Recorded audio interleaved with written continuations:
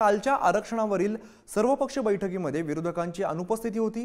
यावरती काँग्रेसचे ज्येष्ठ नेते बाळासाहेब थोरात यांची बातचीत केली आमचे प्रतिनिधी अजय माने यांनी। आपल्यासोबत काँग्रेसचे वरिष्ठ नेते बाळासाहेब थोरात आहेत। सर, काल एकंदर सह्याद्रीवर बैठक पार पडली आणि विरोधी पक्षांनी तिकडे अनुपस्थिती दाखवली, काय नेमका?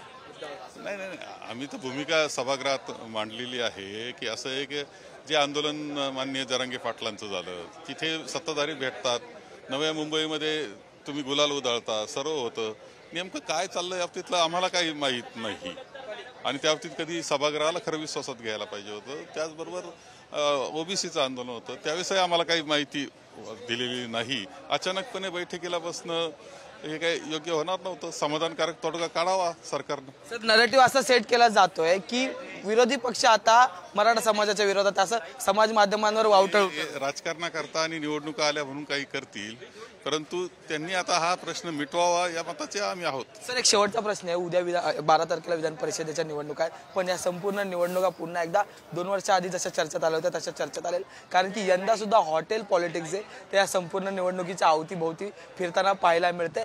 काँग्रेस कुठल्या हॉटेलमध्ये थांबते आणि तुम्ही बाकीच्या हॉटेलच्या मुद्द्यांवर कसं? आम्ही हॉटेलमध्ये थांबण्याची आवश्यकता नाही, आमचे सदस्य आहेत ते आमच्या बरोबर आहेत, योग्य मतदान होईल। पण तर तुमच्याकडे एक उमेदवार जास्त आहे, त्यामुळे तुमचे 3 उमेदवार निघून आमचे 3 उमेदवार निवडून येतील। बोलण्यासाठी आपल्यासोबत बाळासाहेब थोरात होते आणि त्यांनी म्हटले आमचे 3 उमेदवार जे ते निवडून येतील। व्हिडिओ जर्नलिस्ट प्रकाश भरसा, मी अजय माने, पुढारी न्यूज, मुंबई।